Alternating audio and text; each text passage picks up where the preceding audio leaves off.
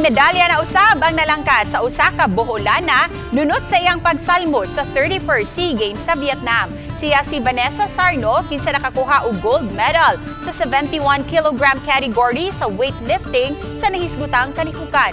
Iyang gisugdan ang pagkahilig sa weightlifting sukad siya nagpangidaron og 9 anyos nga iyang gipadayon hangtod karon.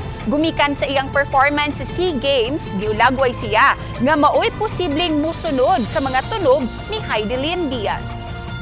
Before po ng game, before po kami pumunta ng Vietnam, masasabi ko na po talaga na prepare na po ako po. Prepare na po ako sa laro.